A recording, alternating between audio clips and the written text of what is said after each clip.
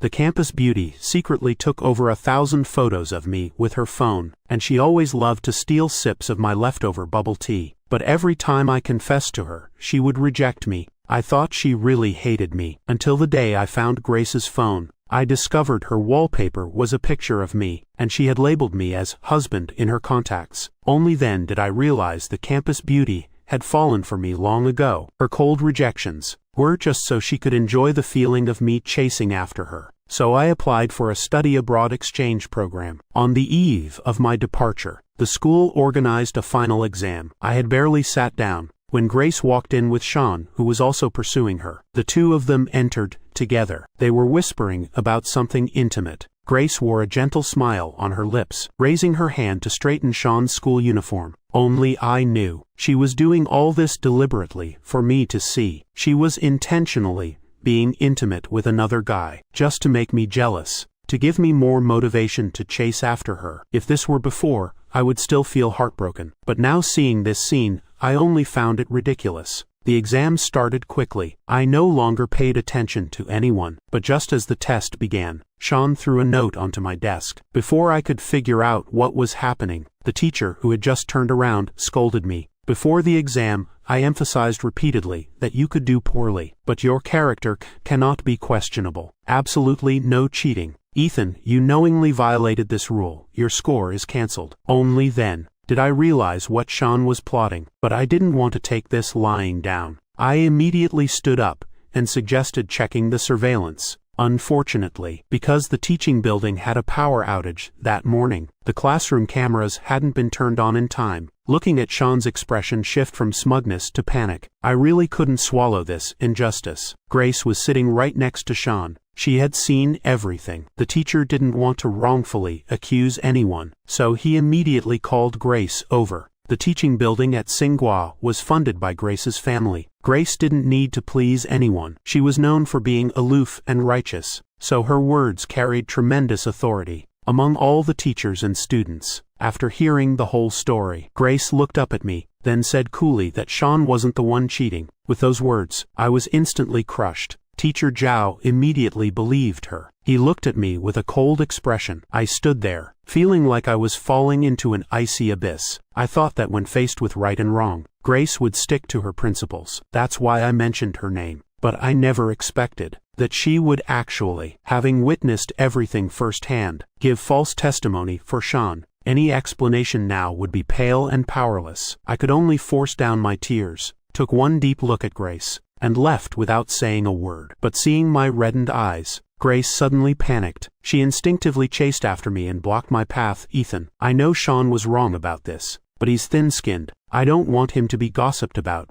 by others. She didn't even say sorry, just focused on making excuses for Sean. I began to doubt whether the photos I saw that day were just a dream. I looked at her with a bitter smile, my voice trembling with anger. So this is your reason for helping him slander me? He can't handle gossip, but I can. Grace, do you think that because I've confessed to you 99 times, my face is as thick as a city wall, and I'm already strong enough to fear no rumors? Seeing me like this, Grace's left eyelid twitched. She grabbed my hand directly. That's not what I meant. It's just one exam. You can still make up the credits. I'll find a way later to make up for the injustice you suffered today. How can you make it up to me when you don't even like me? Hearing my sarcastic tone, Grace's heart raced with anxiety. She almost blurted out her true feelings. Gu says I don't like you. But as soon as she started speaking, she realized something was wrong, and quickly stopped herself. Trust me, on your 100th confession I'll make it up to you. Grace, she almost spelled out that she would definitely say yes. She wouldn't have shown so many flaws before. Now she was just too emotional to think straight. My heart had already turned cold. I shook off her hand.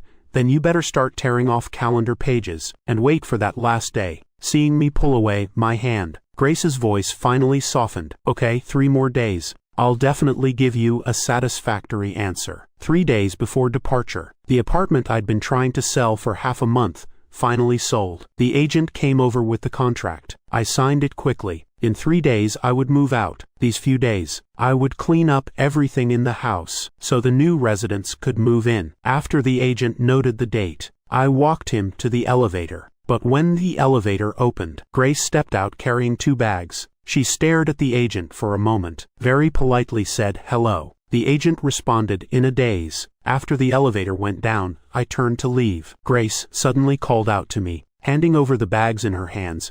I happened to be passing by. Bought too much, can't finish it all. Would you like to try some? I glanced over, and found it was my favorite pastries. This shop was in the east of the city, a 2-hour round trip. Plus, you had to wait in line for an hour to buy anything. She had deliberately gone to buy my favorite snacks, and found an excuse to bring them over, obviously trying to apologize for yesterday's incident. But I no longer needed her apology. I said nothing and just took them. After getting home, I casually tossed them aside. The bag containing the pastries landed precisely in the trash can. 2 days before departure, I spent several $1,000s at a print shop, printing 10,000 palm-size cards. Back at the dorm, I asked my roommates to climb to the top of the main building on the third and scatter these cards over the plaza. My roommates all knew what had been happening recently. Hearing that I wouldn't give up, they all tried to persuade me, Ethan, maybe you should just let it go. Forget about it. Grace has treated you like that. Why do you torment yourself like this? He really went too far. He trampled on your feelings so cruelly, though I had already seen through it all. Hearing my friends care about me so much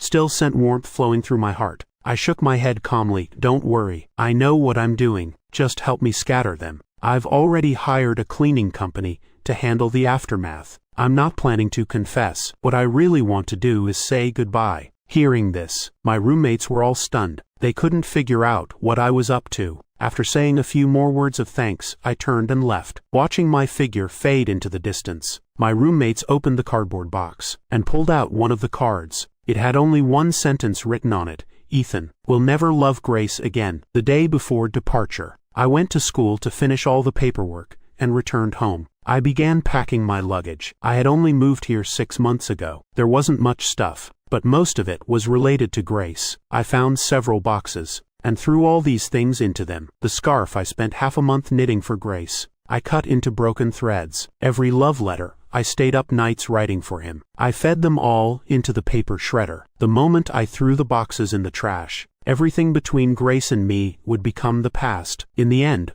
only 2 sets of clothes remained in the house. What Grace wore when we first met, that white shirt, and those black loose jeans. I lit a match and burned them to ashes. As the smoke rose, soon only gray ashes remained on the floor. But when I stood up, I saw Grace, looking at me with complete shock. I'm just cleaning up some unnecessary trash. I said this coolly, then turned and went upstairs. On departure day, at dawn, I was awakened by commotion across the street. I had just picked up my phone when I saw notifications constantly jumping in the status bar. I stared for quite a while before realizing all the messages came from a group chat of over 20 people. A year ago, to understand Grace's preferences, I had secretly joined and forgot to leave. Grace didn't know I was in there. The ones chatting enthusiastically early in the morning were Grace's roommates. Grace got up so early. Were you too excited to sleep all night? Obviously. She's been bustling around since 11 p.m. last night. Are you really going to accept Ethan's confession this time? Scrolling to this point, my hand paused. Below was a long message from Grace. It's not about accepting. We've always had mutual feelings. It's only natural that we get together. Stop asking these pointless questions. Help me pick which outfit looks better today. This one or this one? Seeing the dozens of outfit photos he posted,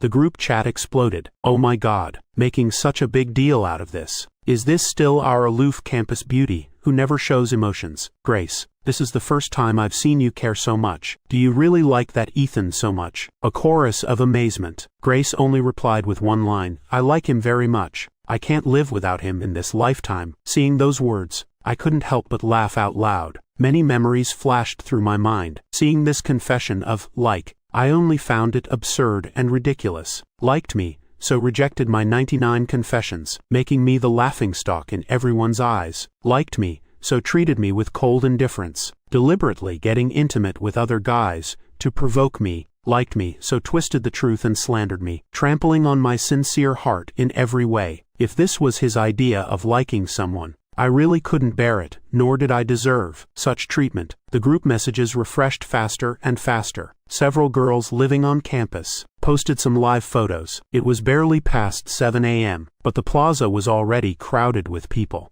Students and outsiders alike, teachers and students were all there. Someone was even selling bottled water nearby, peanuts and grilled sausages. They all came to watch my 100th confession. Grace, hurry over here. Don't let the confession start with you, the leading lady, unable to squeeze through. Watching drama really is human nature. Then Grace sent me a message. I'm about to leave. How about you? I'm about to leave too. Just leaving for good. I suddenly really wanted to see Grace's expression on the field when she witnessed those cards falling, what her face would look like, and after learning I had left the country, what kind of feelings she would have. Too bad I wouldn't get to see it. From now on, everything about Grace had nothing to do with me. I slowly got up and changed clothes. After packing, the entire house was empty. I turned back to look at the empty room, then took out my phone and blocked all numbers related to Grace. All social media accounts too. After doing all this, I felt an unprecedented sense of relief. Dragging my suitcase, I turned and left. 5 minutes before 9 o'clock, the plaza was packed shoulder to shoulder. Even security came to maintain order. Looking at the bustling crowd below, my roommates were somewhat tongue-tied. So many people. This incident will probably spread throughout the entire school quickly. That's perfect. So even after Ethan leaves, no one will gossip about him behind his back. Everyone chattered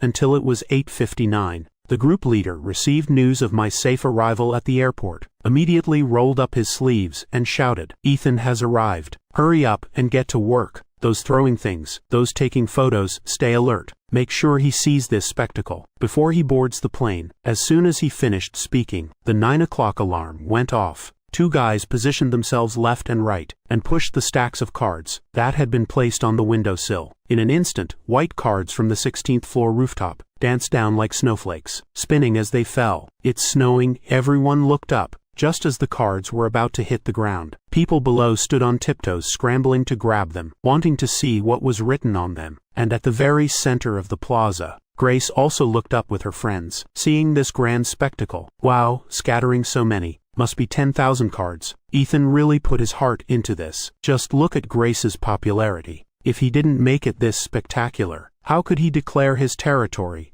and intimidate love rivals? True, but what exactly is written on these papers? Ethan's previous love letters were well written. Could these be 10,000 handwritten love letters? Don't say that. With Ethan's patience and determination, it really might be possible. Hearing her friends' envious voices, Grace's heart was also full of anticipation. She reached up and caught a card, smiling as she turned it over. But when she saw the words on it, her expression instantly froze. Her friends nearby crowded over, wanting to tease her. But after seeing the words on the paper, they all widened their eyes. Their speech became stuttering. That can't be possible. It must be a mistake. Several people comforted her, while picking up more cards from the ground to show Grace. But the newly picked ones were still the same printed text. Ethan will never love Grace again. Now everyone was completely panicked, their unease deepening continuously. How is this possible? Wasn't this supposed to be a confession? What the hell is this? Is someone deliberately causing trouble? Several people were still making excuses, while the surrounding crowd had already each received one. So this isn't a confession. Damn,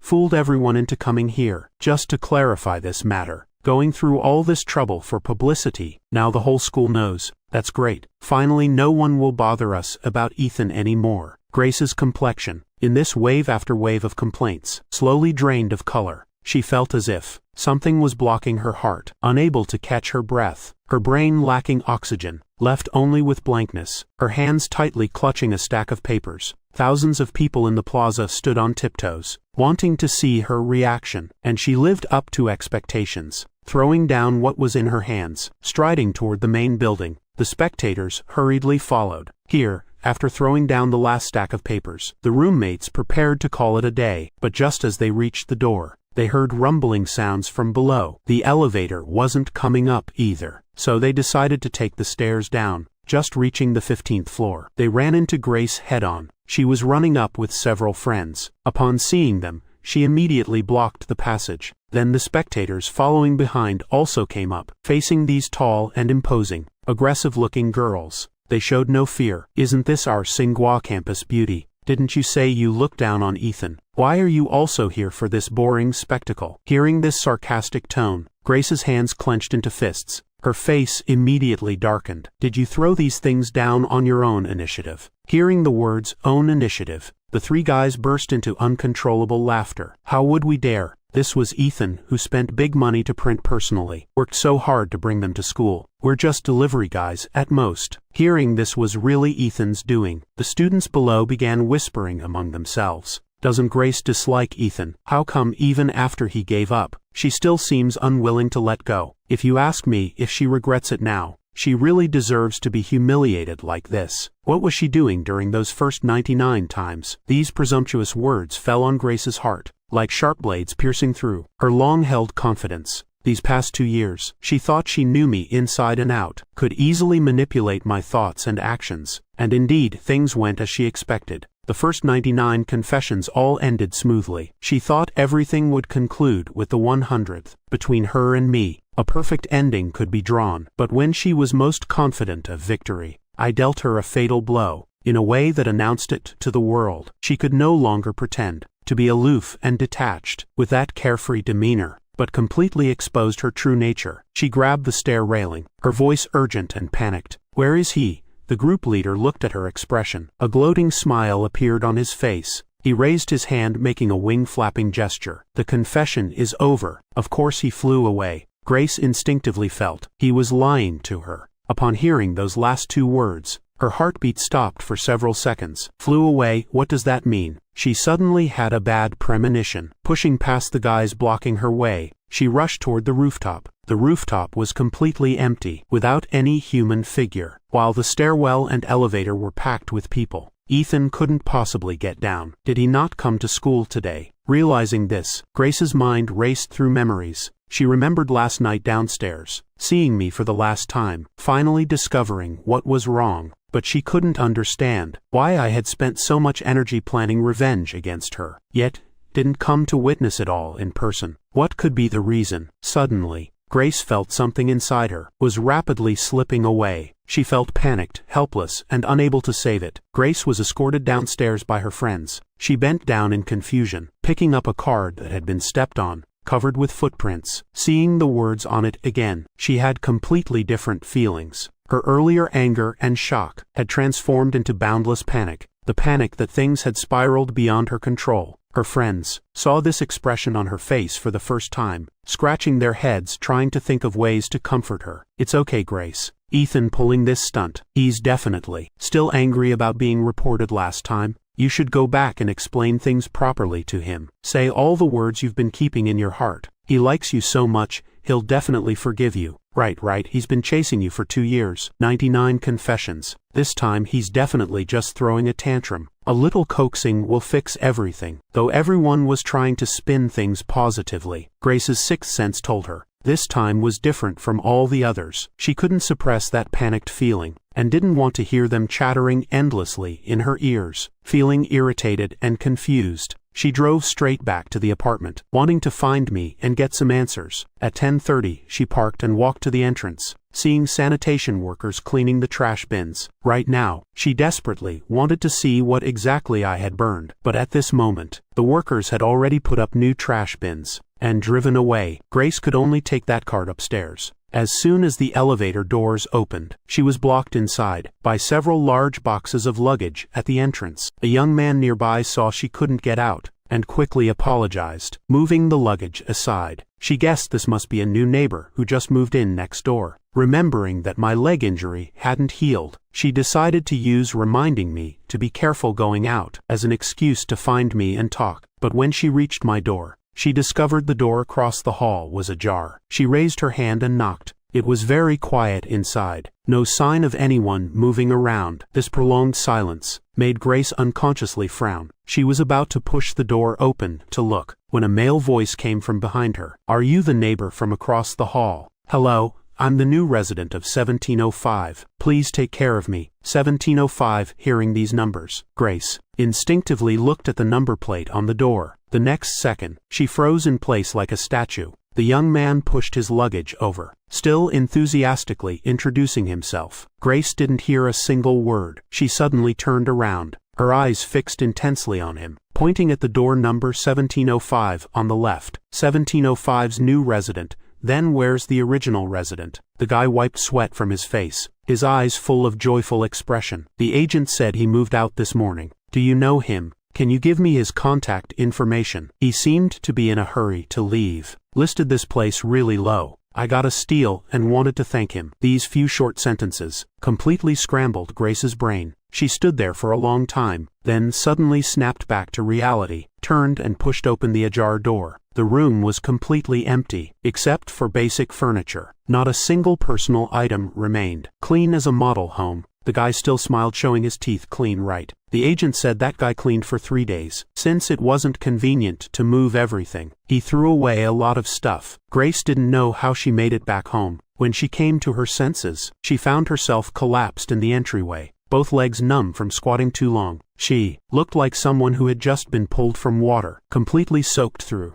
Her sweat-dampened clothes stuck to her body, ice cold, making her shiver uncontrollably. She took out her phone and found my WeChat. With trembling hands typed a few words. Why did you move away? But as soon as she hit send, a small red dot appeared on the screen, along with 2 lines indicating non-friend status. Grace stubbornly sent several more messages, which triggered several more notifications. Looking at the phone screen, she felt like she was choking, her throat almost unable to breathe. She clutched her neck desperately, her face quickly turning bright red. Just as she was about to suffocate, the phone rang and she loosened her grip to answer. From the other end came her roommate's panicked exclamation. Grace, this is bad. Ethan, he went to Italy. Just now, the monkey and I were at the international office. We saw his name on the exchange student list. This statement hit like thunder, stirring up massive waves in Grace's heart. She tried to steady herself against a cabinet to stand, but her already numb legs wouldn't obey. She fell headfirst to the ground, her forehead hitting the corner of the wall, opening a bloody wound.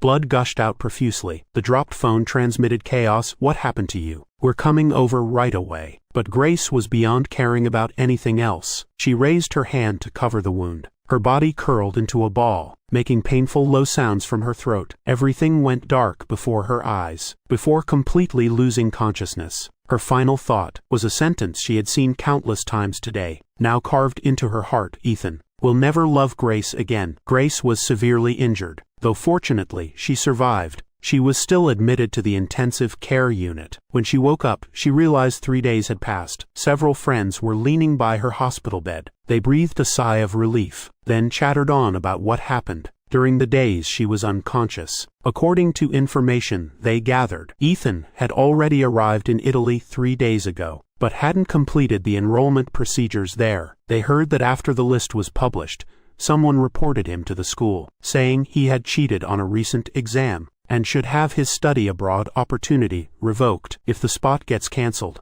he'll probably have to come back. Don't worry, Grace, he can't escape. Grace's heart suddenly pounded. Her eyes widened in shock. He went to Italy, exam cheating, spot cancelled, coming back. She hadn't yet recovered from this massive information overload when knocking came from outside the door. One roommate ran to open it. The remaining 3 all turned to look at Singhua's most renowned figure. Professor Williams walked in with a stern face. He glanced at the person on the hospital bed. His naturally authoritative presence made people afraid to look directly at him. You must be Grace. I heard you testified in the plagiarism case between Ethan and Sean. I'd like to have a word with you. Hearing this, the roommates didn't dare linger. They hurriedly left the hospital room. Watching the door slowly close, Grace slightly lifted her chin. Yes, it was me, getting a definitive answer. Professor Williams's face immediately flushed with anger. Ethan told me you gave false testimony. How dare you fabricate evidence in such a serious matter? Do you know what impact your actions have on his future? Because he's carrying the burden of plagiarism, his exchange student spot will be revoked. The college is considering expelling him to suppress public opinion. Once the paperwork comes down, his entire life will be ruined by your hands. He likes you, but tell me honestly, in these 2 years, has he ever done anything to wrong you? Do you hate him so much that you must drive him to a dead end? If you have any conscience left as a human being, go to the school immediately and tell them the truth. Otherwise, not only him, but I and the entire design college will be destroyed by your single lie. Hearing these words, Grace felt her head buzzing. Her heart immediately began to panic. She had only been angry that I wouldn't choose her at the club gathering. She wanted to force me to come and make peace, so she lied to Teacher Zhao. She never imagined it would trigger such a massive chain reaction, even less dared to envision, if everything developed in the direction Professor Williams predicted, how far things would escalate if she really destroyed my future. With my personality, I would probably hate her for the rest of my life. Lovers turning into bitter enemies. This was something Grace could never accept, even unto death. She no longer cared about the wound on her forehead, struggling to get up, to go to school with Professor Williams and tell the truth. But as soon as they left the room, they were stopped by medical staff. The doctors wouldn't let her leave, all trying to persuade her, but she couldn't listen to a single word. Insisting on returning to school, Professor Williams had already contacted the head of the disciplinary department. Grace, in front of the design college dean and Teacher Zhao, identified Sean as the one who plagiarized. Sean never expected her to suddenly turn against him. He panicked instantly, crying and saying it wasn't him. Teacher Zhao also didn't expect her to overturn her testimony, not knowing whether to believe her or not. Grace looked coldly at Sean, opened her phone, and showed a photo. "This is a letter Sean personally wrote to me before. My family will bring the original over later. You can compare the handwriting on the letter and the note." Hearing this, Sean's face instantly crumpled. He stumbled back a few steps, under the serious gazes of several leaders, trembling uncontrollably, crying hysterically, "Grace, I'm Sean. Have you forgotten we grew up together? This matter is already over. Why are you lying?" Grace watched him, still trying to deny it, despite the evidence. A flash of disgust crossed her eyes. "I never liked you. Before was just acting. Now I don't want to act anymore. Of course I won't cover for you anymore. Since you did it, you need to take responsibility for your actions." As soon as she finished speaking, Sean's family brought over the original letter. After careful comparison, the handwriting on the note was indeed Sean's. The disciplinary department immediately held a meeting, deciding to issue a school-wide announcement to clarify the facts. Due to the severe impact, Sean was expelled from school, and this incident was recorded in his permanent file. When everything was settled, it was already dark. Grace leaned against the wall as she came out, and called to Professor Williams. "Professor Williams, does Ethan know about what happened here?" Although the matter was perfectly resolved, Professor Williams's anger hadn't subsided. He still looked at her with displeasure. He was about to be expelled. How could he not know? "Did you hit your head too hard?" Being scolded like this, Grace felt even worse, but she still wanted to explain and resolve things. "Now that everything's resolved, will he come back?" Professor Williams glared at her, his tone full of disdain. "This spot is the only one in the entire design college. Ethan earned it through merit. After 3 years of good study in Italy, he'll have a bright future when he returns. Why would he come back? Besides, with people like you at Tsinghua, not coming back would spare him some suffering. I should have known he was bewitched to fall for someone like you. I should have talked to him back then about choosing a partner. You really need to keep your eyes wide open." When I received Professor Williams's safety call, I was sunbathing by the seaside. He didn't know how the teacher got Grace to tell the truth, and didn't want to inquire. Only sincerely expressed gratitude to the teacher. Professor Williams gave him a few more instructions, then hurried off to a meeting. I felt the sea breeze, took a sip of the juice beside me, and leaned back leisurely on the beach. 3 days ago, I arrived in Italy, originally intending to complete enrollment procedures directly, but the school called back to China to verify my situation, suddenly notifying me that there was a problem with my spot, and it couldn't be processed temporarily. I asked my roommate, and learned someone had secretly reported me. Then I contacted Professor Williams to explain the situation, asking him to think of a solution. Although Professor Williams was Tsinghua's golden reputation, he also knew this matter would be difficult to clarify, and prepared for the worst. I have to say, since encountering Grace, my stress tolerance had obviously improved significantly. Now facing the serious consequence of possible expulsion, I could see past it all, no longer taking it to heart. Even had the mood to buy a plane ticket overnight, to take a little vacation by the Aegean Sea. Now that everything was resolved, I was completely relaxed, thinking about when to go back, to finish the incomplete procedures. But just as I was browsing flight tickets, a message suddenly popped up in the dorm group chat. "Ethan, Grace just came to our dorm looking for us. said she wanted your contact information. She said she wanted to apologize. We wouldn't fall for her tricks. Don't worry, we didn't reveal a single digit. You don't know how haggard she looks now. Still has gauze wrapped around her head. Heard she was in the ICU a few days ago. Karma really is a thing. She deserves it. Seeing these vivid complaints, images immediately flashed through my mind, of Grace asking for my new phone number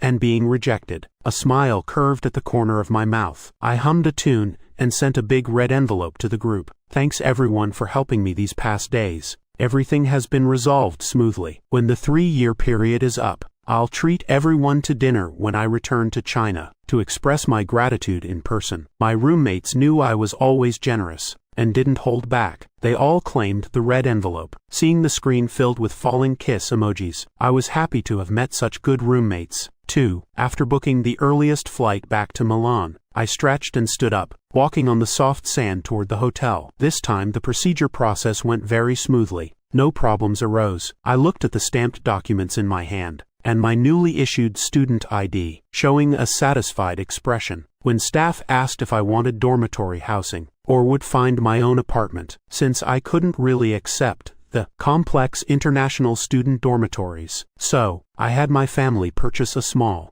apartment near the school in advance, and immediately headed there with my luggage. After reaching my destination, I looked at the stairs ahead, and tried lifting my heavy suitcase, letting out a long sigh. Just as I was considering whether to pay someone to help, a beautiful girl's voice suddenly came from nearby. I turned around, and saw a stunning young blonde beauty, asking in English if I needed help. I quickly nodded. The beautiful girl helped me carry the luggage up the stairs, chatting with me as we walked. By the time we reached the apartment door, we had both finished our introductions. I politely expressed my gratitude to her, but she showed me her reddened palms. Good-naturedly joking, I helped you out. A simple thank you probably isn't enough. If it's convenient, could you give me your business card? Hearing this request, I paused for a moment, but quickly reacted and started searching through my bag. After thorough searching, I couldn't find where I'd put them. I could only apologetically say sorry. The beauty said it was no problem, somehow produced a pen from nowhere, and extended her hand to me. Could you write your phone number on my hand?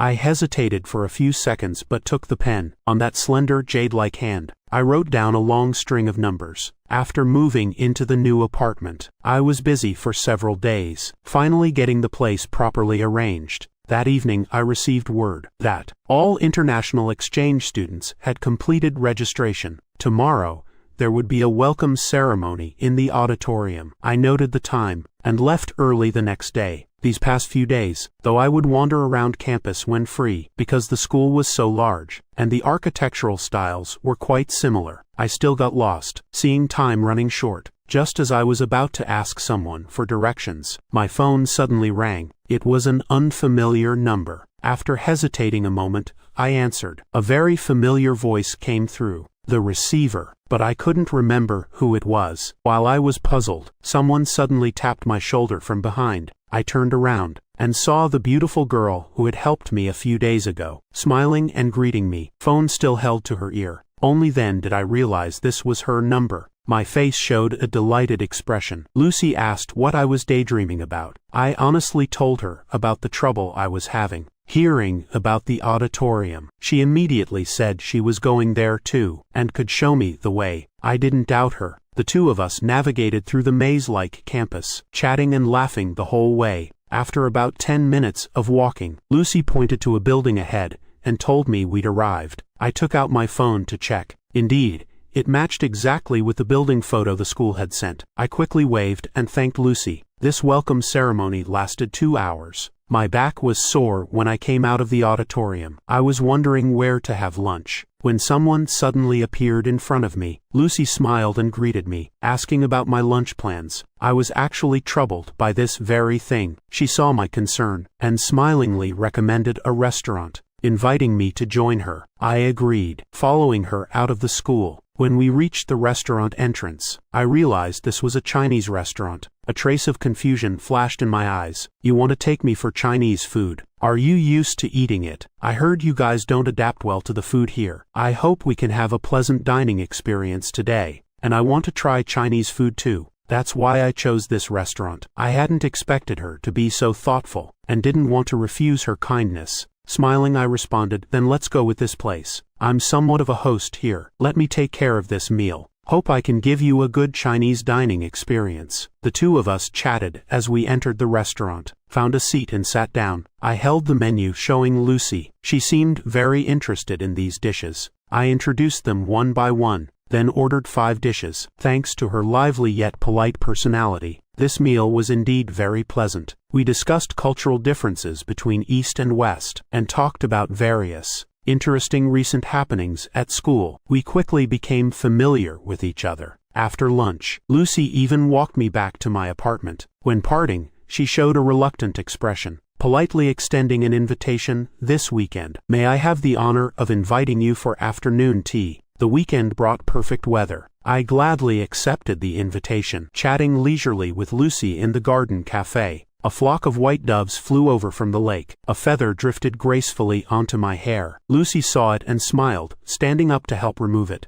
We were so close together. From a distance, we looked quite intimate. I looked up with smiling eyes, thanks barely leaving my lips. When my peripheral vision caught something to the left, my gaze instantly froze. That woman standing at the entrance with gauze wrapped around her forehead, looking utterly haggard and worn. Why did she look so much like Grace? Before I could take a closer look, the woman had already stormed over aggressively. She lowered her bloodshot eyes, looking down at the table of delicious pastries from above, her gaze shifting between the two of us, angrily demanding to know who she was. Hearing that familiar voice, I confirmed it was indeed Grace, although I didn't know how she knew I was here. I wasn't surprised by her appearance. I knew she would chase me to Italy eventually. After all, in Grace's eyes, I was prey within easy reach. She would never let me escape from under her nose. I had long prepared for this reunion, so facing her terrible attitude, I remained exceptionally calm. A newly made friend? What kind of friend? Girlfriend, is that it? Grace practically ground her teeth on those last few words. She never imagined that dragging herself here with such serious injuries, flying thousands of miles, wanting to explain everything to me properly, to confess it all, she would walk into a scene of me dating another woman. Just a few days abroad, and you've already found someone new. Didn't you like me for 2 years? Didn't give up after 99 rejections? Didn't we agree to be together on the 100th confession? Why are you going back on your word, breaking your promise? Realizing this, the fury in Grace's chest burned hotter, her voice filled with anguish. You forgot me. I didn't give her a chance to rehash old grievances. Directly cutting off her words. Chasing after you really wasn't anything to be proud of. So what if I forgot? Shouldn't I have forgotten? Besides that face, there's nothing remarkable about you. I'm not interested anymore. Wanting a change of pace? Do I need your permission for that too? A few sentences completely choked Grace. She looked at me in disbelief, her eyes full of doubt. Ethan, what exactly have you been through these past days? We clearly agreed. I've been having a great time these days. Eating well, drinking well, sleeping well. Thanks to you, I even had time to travel. Your sudden appearance here is what's making me unhappy. If you can understand what I mean, please leave this cafe immediately. Honestly, you're disturbing my meal with this beautiful woman. As I said this, my tone was light and airy, my expression matter of fact. This coldly indifferent attitude made Grace's already poor complexion even paler. Only then did she realize everything had truly spiraled beyond her control. Her emotions became even more agitated. She grabbed my hand and began explaining incoherently. I was wrong before. I shouldn't have taken advantage of your feelings. I'm sorry, Ethan. Please forgive me. Give me one more chance, okay? In my eyes, her apology was completely insincere. I was publicly rejected 99 times. One sorry from you can just erase it all. What wishful thinking, what a pipe dream. Looking at her slightly trembling hands, I frowned, my tone dripping with mockery. I can't afford the campus beauty's apology. Don't worry, from now on we're strangers. You don't have to worry about me clinging to you anymore. Seeing the determination in my eyes, Grace knew I wasn't joking. She panicked terribly. Her hands unconsciously tightened, gripping me so hard I frowned. Lucy,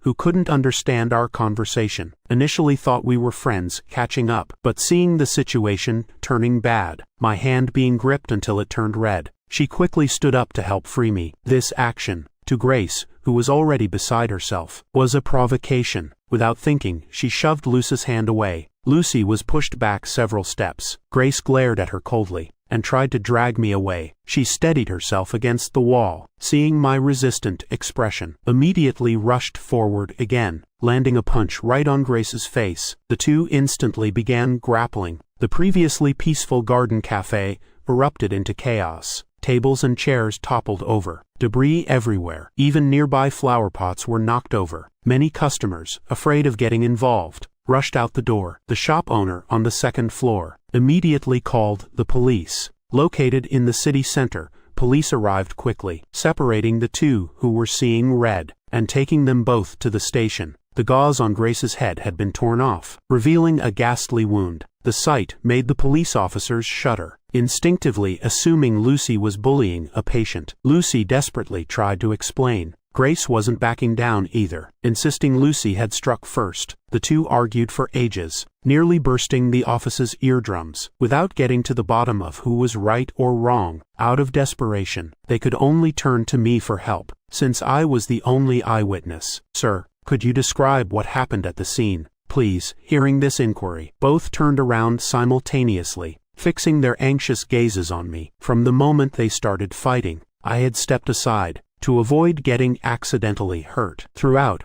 I hadn't said a single word to break up the fight, watching them take out their frustrations on each other. Now, unable to stay out of it, I didn't hesitate. I raised my hand, pointing at Grace without even blinking. She made the first move and pushed her. Hearing these words, Grace froze completely in place, unable to believe I would identify her. She looked straight at me. Even her voice was trembling. I only pushed her a little. She was clearly the one who hit first. "Ethan, why would you?" Her words came to an abrupt halt. A flash of realization crossed Grace's mind. She suddenly understood why I was saying this. I was getting revenge on her, making her taste what it felt like to be wrongly accused and take the blame. Realizing this, she couldn't say another word, only feeling her chest tighten, unable to breathe. The police couldn't understand the Chinese and wanted me to translate. I directly cleared up the relationship between us. Lucy and I were dining together. She barged in and caused trouble, tried to force me to leave against my will, then pushed someone. That's why they started fighting. The last bit of hope in Grace's heart was completely extinguished. She opened her mouth, her voice hoarse and powerless. "You'll never stand by my side again, will you?" I glanced at her with disgust, smiling coldly. "I'm an honest person. I only stand on the side of truth." Grace still wouldn't give up,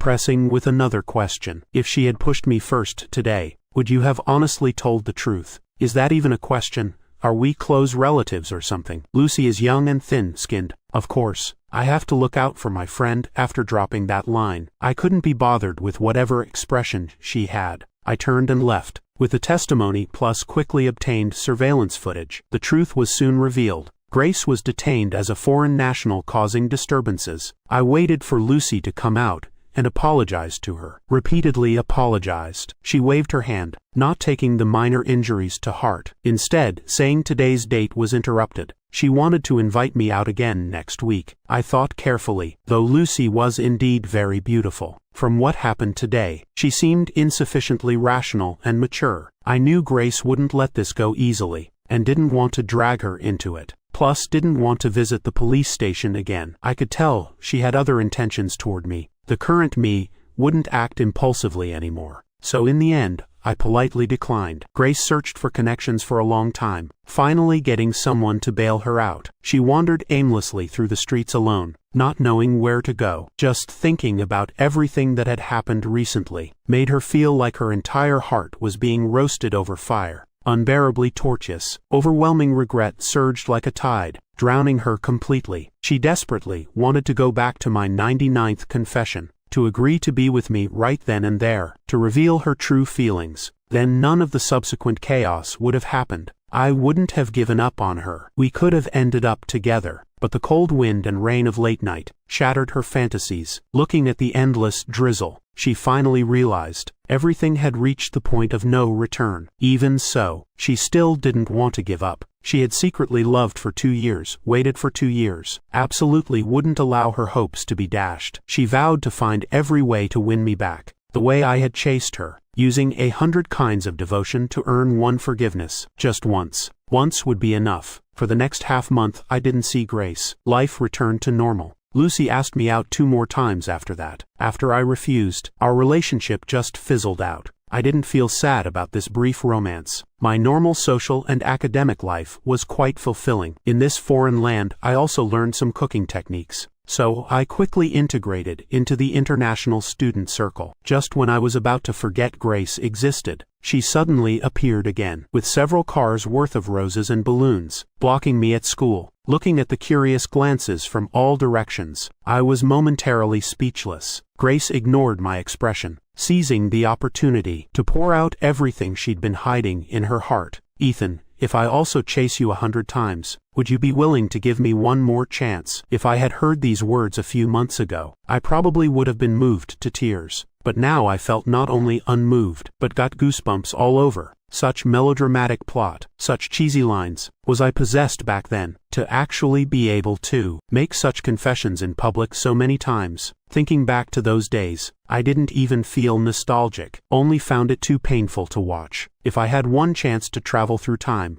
I would definitely try my hardest to stop myself from falling for Grace at first sight. Expose her true nature directly. Wouldn't have been foolish for so long, for 2 years. Over 700 days wasted on someone unworthy. What a pity. I was still feeling regretful, not listening to what the person in front of me was saying. After waiting a long time without getting an answer, Grace's heart grew more and more panicked. Her whole demeanor became restless and uneasy, looking around, wondering if she hadn't done something well enough. But after checking everything, she couldn't find any flaws, could only look at me nervously. As soon as she lowered her eyes, I directly avoided her gaze, turned around and waved at someone in the distance, my voice carrying surprise. "Hey, Stella, where are you guys going?" She followed my gaze, only to realize I was greeting someone else. This dismissive attitude made Grace's heart plummet to freezing depths. Her complexion immediately became extremely ugly, desperately squeezing out a few words through gritted teeth, trying to regain my attention. "Ethan."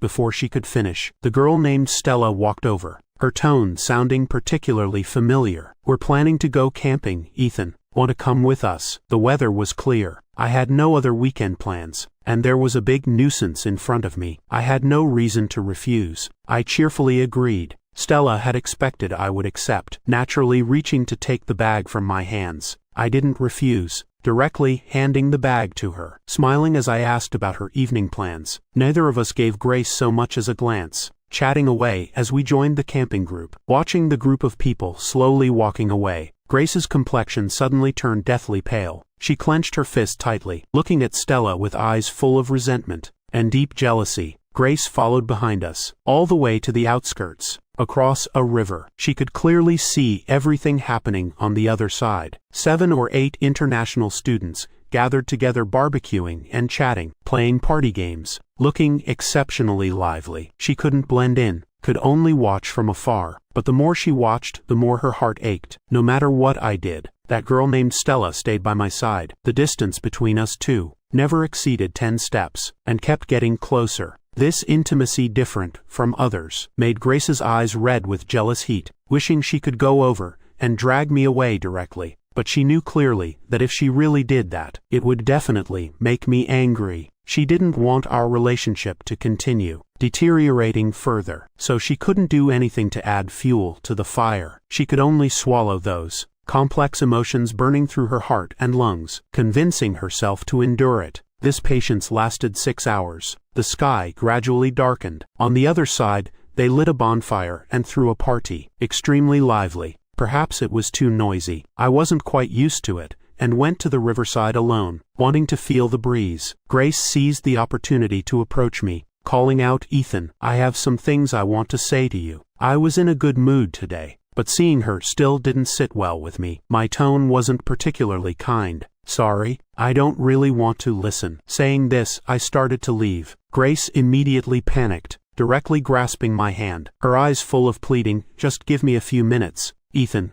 There are things I've wanted to say for a long time." Hearing this, I finally looked up at her, my expression quite subtle. "What things from long ago? Don't tell me it's some nonsense about falling for me at first sight 2 years ago." By the end, my voice already carried a mocking tone. Grace was like being struck by lightning. completely frozen. She never imagined she would hear from my mouth the secret she thought she had hidden so well. I didn't care about her feelings. The mockery on my face grew thicker. Grace, think about it carefully. If you said those words, forget about me, any other person, even yourself, would you dare believe it? Whose secret crush can stay hidden for 2 years without a single leak? Who would publicly reject their crush's 99 confessions just to satisfy their own ego? Who could push the person they like to the opposing side without fail, in the face of every crisis and pain? Is this love? More like absolute hatred, isn't it? Hearing my mockery, Grace felt her ears ringing, her mind completely blank. She desperately wanted to deny everything, but in the end,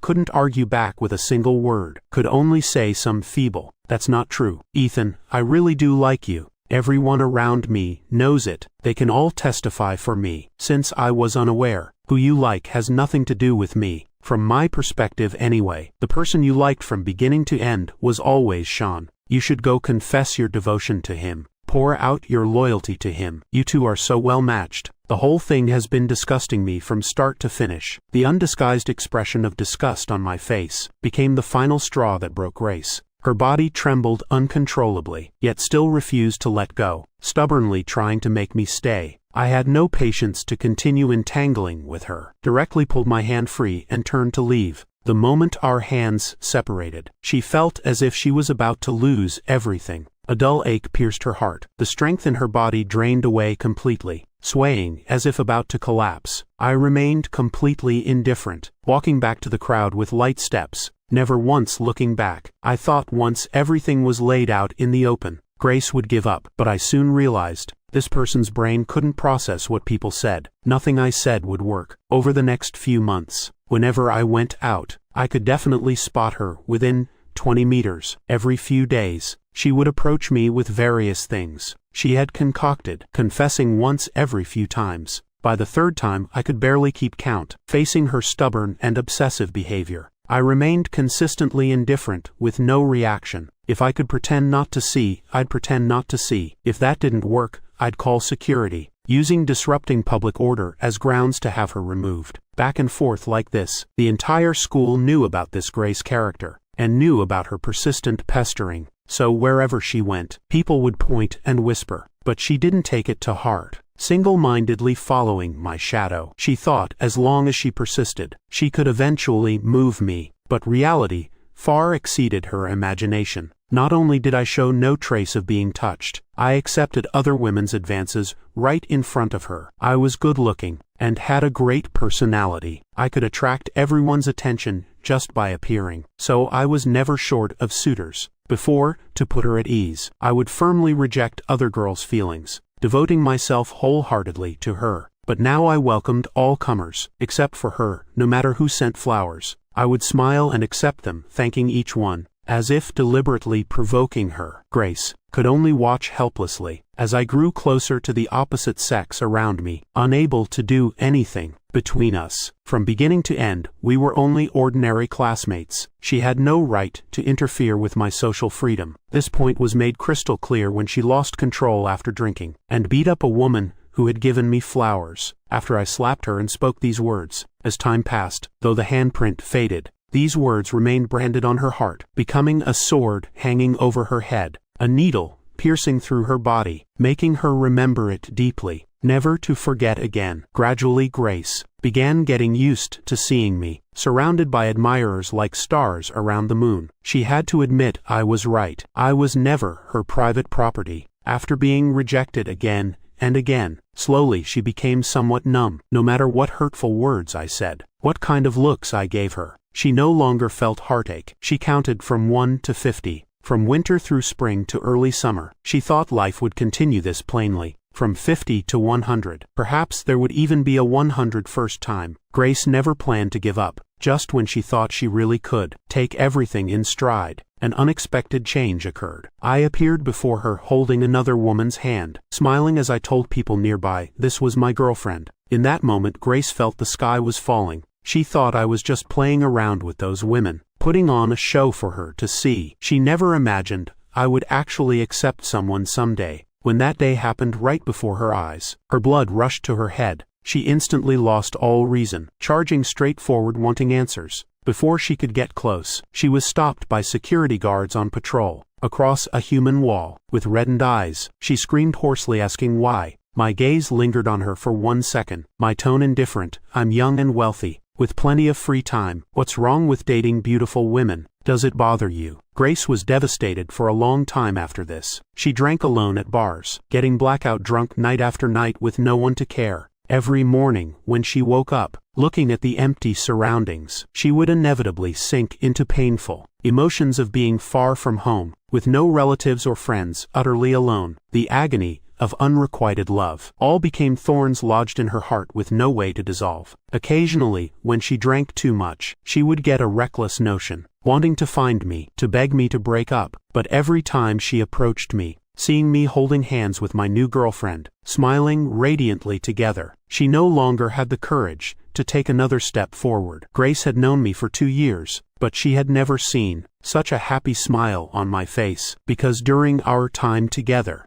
it couldn't even be called ordinary. To be precise, it was all painful daily experiences too difficult to look back on. Just seeing me with someone else once caused her such agony. Then in the past, when I watched her with Sean, what kind of feelings must I have had? Only now could Grace truly empathize. But everything was too late. She wouldn't listen to friends and family's advice, insisting on staying in Milan, seeking some kind of resolution. Day by day, so long yet so fleeting. When the summer heat finally dissipated, Grace finally heard news of my breakup. At first, she didn't dare believe it, until she heard people mention it repeatedly. Only then did she dare release those joyful emotions that had been suppressed in her heart for so long. She went to find me with a smile, wanting to comfort me. But everything was beyond her expectations again. I showed no signs of sadness whatsoever. The way I looked at her was no different from months before, like looking at air. The smile on Grace's face froze. She tentatively asked me if I had been wronged in any way. This relationship for me was indeed based on physical attraction. I was simply drawn to the beautiful woman's looks, so I dated her for a few months. Now, having seen that face enough, I was getting aesthetically tired. Since she was returning to China anyway, I naturally suggested breaking up. As for genuine feelings, I had indeed invested some, but not very much. After separating, aside from some initial melancholy, I recovered quite quickly. So hearing Grace ask such an abrupt question, I was momentarily speechless. I stared at her for a moment, finally putting on a polite smile. It was an amicable breakup. What wrongdoing could there possibly be? Hearing this, Grace's heart settled slightly. The next second, she was choked by my cold follow-up. Besides, even if I had suffered great wrongs, compared to what I experienced the past 2 years, what would it matter? Aren't you the witness who saw it all firsthand? Why bother with this crocodile tears fake sympathy? Those last few mocking sentences made Grace recoil. She wanted to explain, but I gave her no chance whatsoever. I can explain what happened back then. Ethan, all right, any more, and it'll be annoying. Grace, stop performing in front of me, okay? I can no longer appreciate your acting skills. 3 parts cold, 3 parts callous, 4 parts whatever. If you're having withdrawal symptoms, just go back to China. Find Sean and your group of friends, all right. They'd definitely love to play along with your act. These few sentences made Grace flush red with shame. No longer having the courage to speak, I picked up my bag and pushed past her, walking straight toward the academic building. Now that the romantic performance is over, it's time to focus all energy on studying. I promised Professor Williams I'd achieve something and return to China to repay my teacher's kindness. Having experienced so much, Grace could no longer be defeated by my few cutting words. She even regrouped and prepared to continue confessing. From the 50th time to the 99th, from late autumn through harsh winter, facing the pool of flowers she arranged, brilliant fireworks confessions, drones flying around Milan's sky spelling out messages. I had no reaction whatsoever. I was even somewhat grateful that I had corrected how people around me addressed me. Now everyone calls me by my English name. Very few people know that I'm the Ethan who was confessed to. At this point, the confession schemes Grace could come up with had reached their limits. After all, the previous 99 attempts hadn't moved me. She was truly at her wit's end. Finally, with a friend's reminder, she came up with one last idea. For the 100th confession, she chose the school's small garden. She arranged a massive domino display in the garden, recreating the scene from our first meeting. She hung many starlights in the treetops, planning to light candles in the garden at night, to take me back to the past. To lure me there, Grace enlisted many people, preparing dozens of backup plans. This time, she would definitely make me understand that she truly fell for me at first sight back then, and now truly knew her mistakes and repented. Everything was arranged perfectly. Only one unexpected thing happened. The appointed time arrived, but the male lead didn't show up. All the people she'd asked couldn't find any trace of me. All the prepared backup plans became useless. Watching the carefully planned surprise about to fall apart completely, Grace completely lost control. Like a madwoman, she drove around searching every possible place. The 9 o'clock alarm rang. The dark forest was instantly illuminated by lights. Countless balloons floated up, petals and feathers fell from the sky. Romantic piano music echoed through the woods. The sound of clicking was incessant. The domino display had started automatically. The sound of falling pieces continued for seconds. After lasting more than 10 minutes, the moment the last piece fell, all the candles lit up at once, brilliantly illuminated, revealing the lifelike image of dancing swans on the ground. All the surprises were complete, but Grace felt as if all her strength had been drained. She leaned against a nearby flower stand, sweat beading densely on her forehead, no light left in her eyes, simply because the spot on her right, deliberately left empty for the male lead, had no one there. I hadn't come to her 100th confession, just as I hadn't gone to my own 100th confession, which was a farewell scene. Grace knew I must have seen through her intentions, and deliberately vanished without a trace. And indeed, as she suspected, when all the dust had settled, her phone rang. It was an unknown international number, but as soon as she answered, she quickly recognized my voice on the other end. From the other side came the sound of crashing waves and light laughter. "I heard you're planning your 100th confession tonight. Unfortunately, I'm not in Milan right now. My apologies." Grace's heart, which had burned to ashes, after hearing this familiar voice, sparked back to life slightly. She swallowed the pain and resentment in her throat, affecting a nonchalant tone. "It doesn't matter. Just that you're willing to call me makes me very happy. As long as you're willing, I can prepare a 101st or 102nd confession." Her voice carried hidden hope, as if she was already dreaming of me forgiving her. I didn't want to create such illusions. I looked at the surging seawater before me, and the warm sunlight on my body, adding a note of pleasure to my voice. "That won't be necessary. I'm calling today just to inform you of two things." Grace's throat moved. Her hand gripping the phone tightened. Light flickered in her eyes, whether from inexplicably growing hope, or the wavering reflection of candlelight. "The first thing is a kind reminder. It's winter now, and the weather is dry. When you're done playing around, hurry up and blow out all those garden candles, so you don't cause a disaster." Hearing this, Grace looked up, and saw a withered leaf slowly drifting down, spinning in circles as it fell. "The second thing is to tell you some good news. I'm dating someone again. This girlfriend is even more beautiful than the last one. You can stop your confessions at the 100th. These simple sentences echoed endlessly in Grace's mind like countless reverberations. As if under a spell, she was brainwashed by these repeating words. Her forehead pierced with heart-wrenching pain. Under the severe agony, she lost all strength, and with a thud, her phone slipped and crashed onto a candle holder. Unfortunately, for convenient spacing and storage, these candle holders were connected with string. When one candle fell, it pulled the neighboring ones down too. The blazing flames spread to the scattered dry leaves and feathers on the ground, then extended to the wooden domino pieces. The winter wind raged. Within a few breaths, fire was running wild throughout the garden. Grace's eyes reflected the towering flames. The coldness in her body was also dispelled by this heat, but she made no move to escape or call for help. She stood like a statue, becoming part of this garden. An entire night passed. All the trees in the garden were burned to nothing. The only fortunate thing was no casualties occurred. When preparing this surprise, for secrecy, Grace had paid to clear away everyone in the area. When the accident happened, she was the only person around. Firefighters arrived in time, rescuing her, just as she was about to be overcome by smoke. Though she narrowly kept her life, the consequences of her reckless actions could not be erased. This fire infuriated Singhua's administration. They firmly stated they would pursue accountability to the end. As the primary suspect, Grace was arrested and detained by police. When the Song family learned this news, they panicked, using all connections trying to bail her out. But this was an international case. Grace could never escape unscathed. In the end, the Song family threw most of their assets into compensation, promising to pay the school 10 times the damages. Only then did Singhua finally relent. Due to the severe impact caused, Grace spent half a year in prison, was blacklisted by the EU and deported, banned from entry for life. As soon as she was released, she was sent to the airport to be repatriated. Seeing people around her wearing summer clothes, Grace, dazed as if from a dream, finally became somewhat lucid. It was already summer. 5 months had passed. I hadn't visited her even once. Realizing this, complex emotions surged through her heart. She couldn't tell if it was disappointment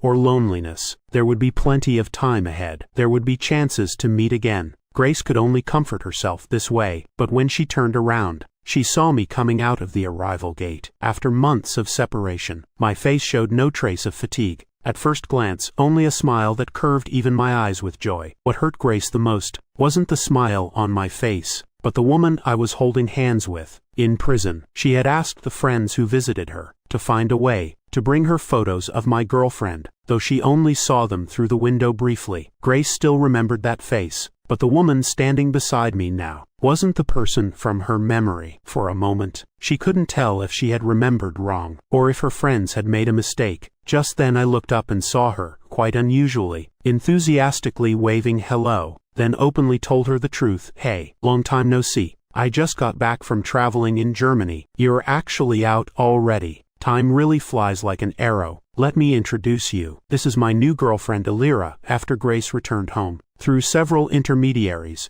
she sent me a message. She asked whether I was acting or being genuine. I didn't reply to her. By this point, I had completely seen through Grace as a person. She claimed to like me, but in reality, the only person she liked was herself. To her, I was merely a decoration to satisfy her ego that had been inflated into grotesque proportions. Watching so many men chase after Aphrodite, willingly prostrating themselves at my feet for my amusement and manipulation. How powerful and twisted her psychology must be. No matter how much she tried to explain, in Grace's type of person's eyes, it would all just be excuses she made up. So I couldn't be bothered to deal with her anymore, nor did I deign to deal with her. No matter if she confessed 100 more times, 200 times, or 1,000 times, I would never give her so much as a glance again. There was no need to waste time on someone like her. In the second year of studying in Milan, I seized opportunities to participate in many competitions, broadened my horizons, and opened doors with prestigious companies. I was busy researching the most popular fashions with teachers and classmates. In my spare time, I would gather and relax with friends around me, traveling the world with my blonde-haired, blue-eyed girlfriend, experiencing the beautiful life together.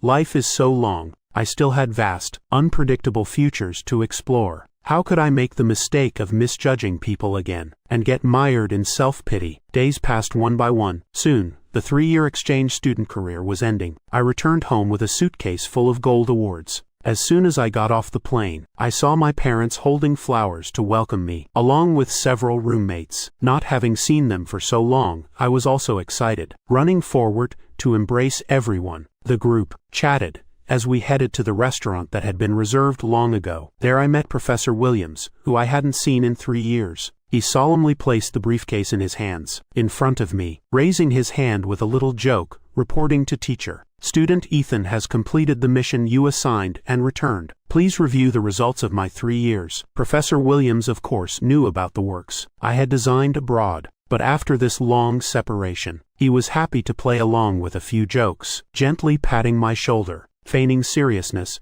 "Don't get too proud or complacent. You still need to work hard to reach even greater heights." These words made everyone present laugh. My parents warmly invited everyone to sit down and eat, toasting and drinking. The atmosphere was filled with joy and celebration. After eating and drinking to our heart's content, I took out several invitations from my bag, handing them out with a smile, my eyes full of mirth. I asked everyone to gather here today, not just to reminisce about old times, but actually to invite everyone to attend a fashion show I've been preparing for a long time. Hearing this, even Professor Williams showed a shocked expression. A fashion show in Milan? Then I definitely must go and properly review the results. My roommates also started screaming with excitement. "When is it? If I apply for a visa now, I should still make it in time, right? Ethan, we want VIP seats." Hearing everyone's enthusiastic voices, genuinely happy for me. My heart warmed. This fashion show was hosted by my mentor in Milan,